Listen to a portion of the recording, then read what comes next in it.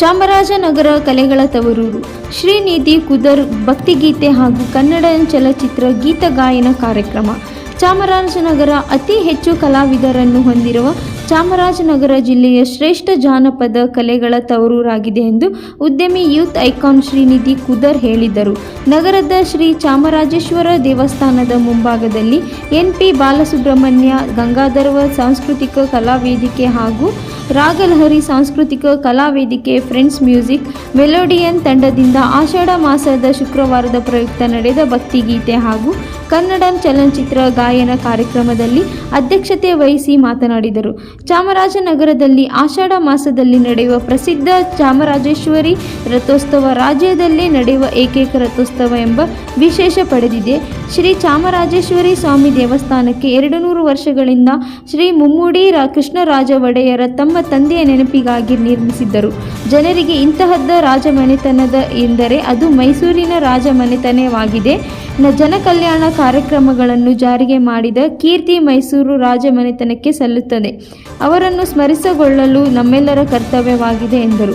ಕಾರ್ಯಕ್ರಮ ಉದ್ಘಾಟಿಸಿ ನಗರಸಭಾ ಮಾಜಿ ಸದಸ್ಯ ಗಣೇಶ್ ದೀಕ್ಷಿತ್ ಮಾತನಾಡಿ, ಆಷಾಢ ಮಾಸದ ಶುಕ್ರವಾರದ ಪ್ರಯುಕ್ತ ಭಕ್ತಿಗೀತೆ ಗಾಯನ ಕಾರ್ಯಕ್ರಮ ನಡೆಯುವುದು ಸಂತಸ ಸಂಗತಿ. ಇಂತಹ ಕಾರ್ಯಕ್ರಮಗಳು ದೇವಸ್ಥಾನ ಮುಂಭಾಗದಲ್ಲಿ ಹೆಚ್ಚು ನಡೆಯಬೇಕು. ಇದಕ್ಕೆ ಸರ್ಕಾರವು ಅವಕಾಶ ಕಲ್ಪಿಸಿಕೊಡಬೇಕು ಎಂದರು. ಸನ್ಮಾನ್ಯ ರೋಟರಿ ಸಂಸ್ಥೆಯ ನೂತನ ಅಧ್ಯಕ್ಷ ಅಬ್ದುಲ್ ಅಜೀಜ್, ಕಾರ್ಯದರ್ಶಿ ಜಿ. ವೆಂಕಟೇಶ್ ಶೆಟ್ಟಿ ಹಾಗೂ ಚಾಮರಾಜೇಶ್ವರ ದೇವಸ್ಥಾನದ ಅರ್ಚಕರು, ರಥ ಕಟ್ಟುವವರನ್ನು ಸನ್ಮಾನಿಸಲಾಯಿತು. ಕಾರ್ಯಕ್ರಮದಲ್ಲಿ ಅಂತಾರಾಷ್ಟ್ರೀಯ ಜಾನಪದ ಗಾಯಕ ಸಿ.ಎಂ. ನರಸಿಂಹಮೂರ್ತಿ, ಮುಖಂಡ ಕೃಷ್ಣನಾಯಕ, ಪಣ್ಣದ ಹುಂಡಿ ರಾಜು, ಸಂಘದ ಅಧ್ಯಕ್ಷ ಮಂಗಲ ಹೊಸೂರು ಶಿವಣ್ಣ, ಗೌರವಾಧ್ಯಕ್ಷ ವಸಂತ, ಉಪಾಧ್ಯಕ್ಷದಂತ ಬಂಗಾರು, ರಾಗಲಹರಿ ಸಾಂಸ್ಕೃತಿಕ ಕಲಾವೇದಿಕೆ ಅಧ್ಯಕ್ಷ ದೊರೆಸ್ವಾಮಿ, ಆಲೂರು ಕಾರ್ಯದರ್ಶಿ ನಾಗ ಮಹದೇವ ಗೌರವರು, ಅಧ್ಯಕ್ಷ ನಾಗೇಂದ್ರ ಯಳಂದೂರು, ಮಹೇಶ್ ಮನು ಇತರರು ಹಾಜರಿದ್ದರು. ವರದಿ ಹೊಮ್ಮನಂಜುಂಡ ನಾಯಕ, ಪ್ರಜಾ. ಆಷಾಢ ಮಾಸದ 3ನೇ ಶುಕ್ರವಾರದ ದಿವಸ ಈ ಒಂದು ಕಾರ್ಯಕ್ರಮವನ್ನು ಬಾಲಸುಬ್ರಹ್ಮಣ್ಯವರ ಗ್ರೂಪ್ನವರು ಇದನ್ನು ನಡೆಸ್ತಾ ಇದ್ದಾರೆ. ಬಹಳ ಅದ್ದೂರಿಯಾದಂಥ ಕಾರ್ಯಕ್ರಮ ಇದು. ಯಾಕೆ ಅಂತ ಹೇಳಿದ್ರೆ, ಇವತ್ತು 3ನೇ ಶುಕ್ರವಾರ ಸಾರ್ವಜನಿಕರು ಎಲ್ಲರೂ ಇವತ್ತು ಚಾಮುಂಡೇಶ್ವರಿ ದೇವರ ದರ್ಶನವನ್ನು ಮಾಡಿ ಅವರವರ ಕೋರಿಕೆಯನ್ನು ದೇವರಲ್ಲಿ ಒಪ್ಪಿಸಿ ಎಲ್ಲರೂ ಒಳ್ಳೆಯದಾಗಲಿ ಅಂತ ಹೇಳಿ ಇವತ್ತು ಮಹಿಳೆಯರು ಮತ್ತು ಮಾನವರು ಎಲ್ಲ ದೇವಸ್ಥಾನಕ್ಕೆ ಬಹಳ ಅದ್ಭುತವಾಗಿ ಬಂದು ಪ್ರೋಗ್ರಾಮನ್ನು ಕೊಟ್ಟಿದ್ದಾರೆ. ಮತ್ತು ಚಾಮರಾಜೇಶ್ವರ ಸ್ವಾಮಿ ದೇವಸ್ಥಾನದ ತೇರು ಕೂಡ ಬಹಳ ಅತಿ ವಿಜೃಂಭಣೆಯಿಂದ ಈ ಸತಿ 200ನೇ ವರ್ಷದ ದೇವಸ್ಥಾನದ ಕಾರ್ಯಕ್ರಮವನ್ನು ಇವತ್ತು ಬಹಳ ಚೆನ್ನಾಗಿ ದೇವಸ್ಥಾನದ ನೌಕರರು ಮತ್ತು ಗೌರ್ಮೆಂಟ್ ಅಧಿಕಾರಿಗಳು, ಪೊಲೀಸ್ ಡಿಪಾರ್ಟ್ಮೆಂಟ್ ಅವರು ಮತ್ತು ಎಲ್ಲ ಕಲಾವಿದರು ಎಲ್ಲ ಸೇರಿ ಈ ಒಂದು ಕಾರ್ಯಕ್ರಮವನ್ನು ನಿರೂಪಣೆ ಮಾಡಿ ನಡೆಸ್ತಾ ಇದ್ದಾರೆ. ಇದೇ ರೀತಿ ಕಾರ್ಯಕ್ರಮ ಪ್ರತಿ ಭಾನುವಾರ ಅಥವಾ ಶನಿವಾರವೇ ಪ್ರತಿ ತಿಂಗಳಲ್ಲೂ 1-2 ದಿವಸ ಕಾರ್ಯಕ್ರಮ ನಡೆದರೆ ಬಹಳ ಅದ್ದೂರಿಯಾಗಿ ಜನಗಳಿಗೆ ಒಂದು ಸಂತೋಷ, ಅವರ ಮನಸ್ಸಲ್ಲಿ ಇರ್ತಕ್ಕಂಥ ಒಂದು ಕೋರಿಕೆಗಳು ಮತ್ತು ಅವರು ಎಲ್ಲ ದೇವಸ್ಥಾನಕ್ಕೆ ದೇವರ ದರ್ಶನ ಮಾಡೋದಕ್ಕೆ ಒಂದು ಅನುಕೂಲ ಆಗುತ್ತೆ. ಇದನ್ನೆಲ್ಲ ನಡೆಸ್ಕೊಡ್ಬೇಕಕ್ಕೆ ಸಾರ್ವಜನಿಕರು ಅವರು ಮನಸ್ಸು ಬಿಟ್ಟು ಬಂದು ಇಂಥ ಕಾರ್ಯಕ್ರಮಗಳಲ್ಲಿ ಭಾಗವಹಿಸಬೇಕು. ಈ ಥರ ಕಾರ್ಯಕ್ರಮಗಳು ನಡೆದರೆ ಊರಿಗೆ ಒಂದು ಶಾಂತಿ, ನೆಮ್ಮದಿ ಮತ್ತು ಮಳೆ ಕೂಡ ಇಲ್ಲ. ಈ ಕಾರ್ಯಕ್ರಮಕ್ಕೂ 2 ಹನಿ ಮಳೆ ಆಗ್ತು, ಆದರೂ ಕೂಡ ಬರಲಿಲ್ಲ. ಯಾಕೆ ಅಂತ ಹೇಳಿದ್ರೆ ಚಾಮರಾಜನಗರದಲ್ಲಿ ಈ ಒಂದು ಕಾರ್ಯಕ್ರಮಗಳು ಅದ್ದೂರಿಯಾಗಿ ನಡೆಯೋದಕ್ಕಾಗಿ ಗುಣ ಕೂಡ ಅವಕಾಶ ಮಾಡಿಕೊಟ್ಟಿದ್ದಾನೆ.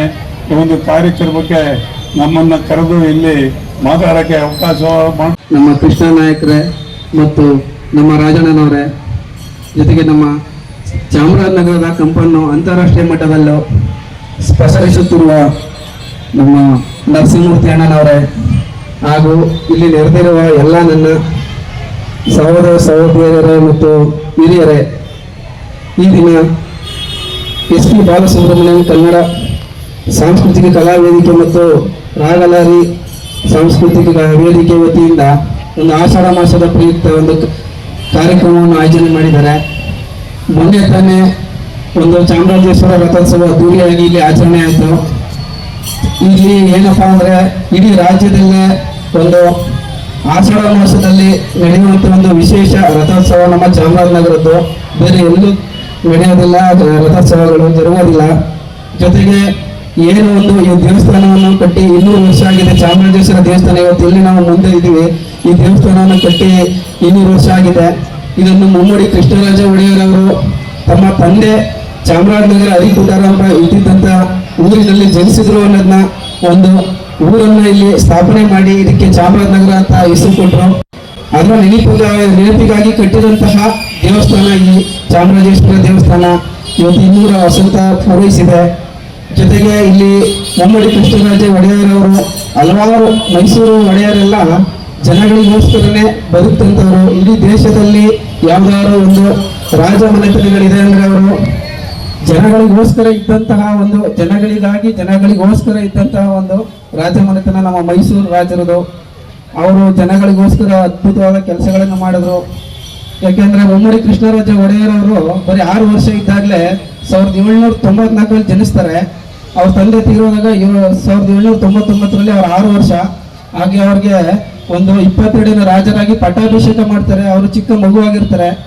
ಆ ಸಮಯದಲ್ಲಿ ಅವರ ತಾಯಿಯಾದ ಲಕ್ಷ್ಮಮ್ಮಣ್ಣ ಅವರು ಇಡೀ ರಾಜ್ಯದ ಒಂದು ಎಲ್ಲ ರಾಜ್ಯವನ್ನು ವಹಿಸ್ಕೊಂಡು ಅವರು ಮುನ್ನಡೆಸ್ಕೊಂಡು ಬರ್ತಾರೆ.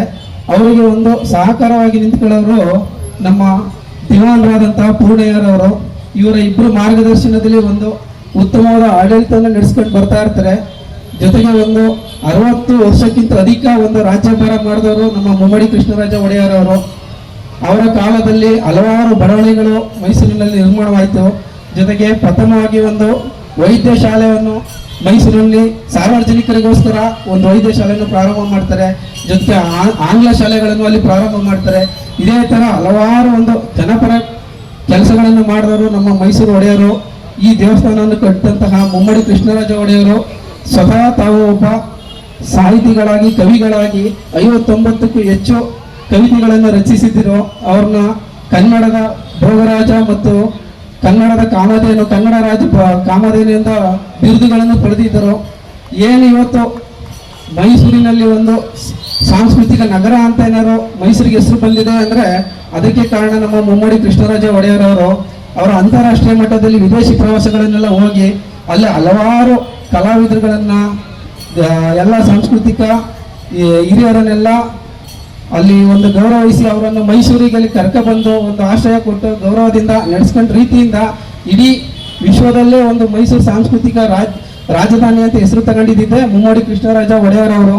ಇವತ್ತು ಯಾಕೆ ಅವ್ರ ಬಗ್ಗೆ ಹೇಳ್ತಿದ್ದೀನಿ ಅಂದ್ರೆ ಇವತ್ತು ಏನು ನಾವು ಇಲ್ಲಿ ನಿಂತಿದ್ದೀವಿ, ನಾವು ಒಂದು ಉತ್ತಮ ಜೀವನ ನಡೆಸ್ತಾ ಇದ್ದೀವಿ ಅಂದ್ರೆ ಅದಕ್ಕೆ ಕಾರಣ ನಮ್ಮ ಮೈಸೂರು ಯದುವಂಶದವರು ಮುಮ್ಮಡಿ ಕೃಷ್ಣರಾಜ ಒಡೆಯವರು ಮತ್ತು ಎಲ್ಲ. ಆದ್ರಿಂದ ಅವ್ರನ್ನ ನಾವು ಇವತ್ತು ನೆನೆಸ್ಕೋಬೇಕಾಗುತ್ತೆ.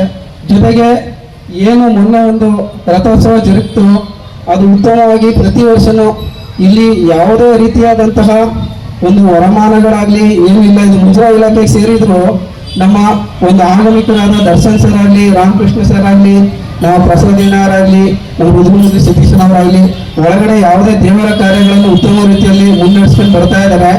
ಜೊತೆಗೆ ನಮ್ಮ ಮಾಹಿಷಣ ಮತ್ತು ರಥೋತ್ಸವ ಒಂದು ಬೇರೆ ಕಡೆ ಎಷ್ಟೊಂದು ಕಡೆ ನೋಡ್ತೀರಾ ನೀವು, ಒಂದು ಅವಘಡಗಳಾಗತ್ತೆ ರಥೋತ್ಸವಗಳಲ್ಲಿ. ಚಾಮರಾಜನಗರದಲ್ಲಿ ಯಾವುದೇ ರೀತಿಯಂತ ಅವಘಡ ಆಗದಂಗೆ ಒಂದು ತಿಂಗಳಿಂದಲೇ ಒಂದು ರಥೋತ್ಸವ ಕೆಲಸಗಳನ್ನು ಮಾಡ್ತಾ ಬಂದಿದ್ದಾರೆ. ಯಾಕೆ ಅವ್ರಿಗೆ ಗೌರವಿಸ್ಬೇಕು ಅಂದ್ರೆ ಇವ್ರಿಗೆ ಯಾವುದೇ ಒಂದು ಸಹಾಯಧನವಾಗಲಿ ಯಾವುದೂ ಕೊಡೋದಿಲ್ಲ. ನಾನು ಕೇಳಿದೆ ಈಗ ರೀಸೆಂಟಾಗಿ ನಮ್ಮ ಸುಬ್ಬಣ್ಣ ಅವರಾಗಲಿ, ಯನ್ಮಾಯೇಶನ ಅವರಾಗಲಿ ಇಲ್ಲಿ ಅಲ್ಲಿ ರಥೋತ್ಸವದ ದೇವಸ್ಥಾನದ ಸ್ವಚ್ಛತಾ ಕಾರ್ಯ ಮಾಡ್ತಾರೆ. ಅವ್ರಿಗೆಲ್ಲ ತಿಂಗಳಿಗೆ ಬರೀ 900 ರೂಪಾಯಿ ಕೊಡ್ತಾರಂತೆ ಸರ್ಕಾರದಿಂದ. ಒಬ್ಬ ಕೂಲಿಗೆ ಹೋದ್ರೆ ಇವತ್ತು 800 ರೂಪಾಯಿ 1000 ರೂಪಾಯಿ ಸಂಪಾದನೆ ಮಾಡ್ಕೊ ಬರ್ತಾರೆ. ಒಂದು ದಿನದ್ದು ಸಂಬಳನೂ ಇಲ್ಲ ಅವ್ರಿಗೆ. ಬಟ್ ಅವ್ರಿಗೆ ಇರುವಂತಹ ಒಂದು ದೇವರ ಮೇಲೆ ಭಕ್ತಿ ಇಲ್ಲ. ಅವರು ಈ ಚಾಮರಾಜೇಶ್ವರ ದೇವಸ್ಥಾನದ ಕಾರ್ಯವನ್ನು ತಮ್ಮ ಸ್ವಂತ ಇಚ್ಛೆಯಿಂದ ಮಾಡ್ಕೊಂಡು ಹೋಗ್ತಾ ಇದ್ದಾರೆ. ಸೊ ಅಂಥವ್ರಿಗೆ ಈ ವೇದಿಕೆ ಮುಖಾಂತರ ಗೌರವಿಸಿದ್ದು ನನಗೆ ತುಂಬ ಸಂತೋಷ ಆಗಿದೆ. ಜೊತೆಗೆ ನಮ್ಮ SPB ಬಾಲಸುಬ್ರಹ್ಮಣ್ಯ ಗಾನಗಂಧರ್ವ ಕಲಾವೇದಿಕೆಯ ಹೊಸೂರು ಶಿವಣ್ಣ ಮತ್ತು ಸಂಗಡಿಗರು ಮತ್ತು ರಾಗಲಹರಿಯ ನಮ್ಮ ನಾಗೇಂದ್ರನ, ಮನು ಮತ್ತು ದೊರೆಯಣ್ಣ, ನಾಗಮೇಧವಣ್ಣ ಎಲ್ಲರಿಗೂ ವಂದಿಸುತ್ತಾ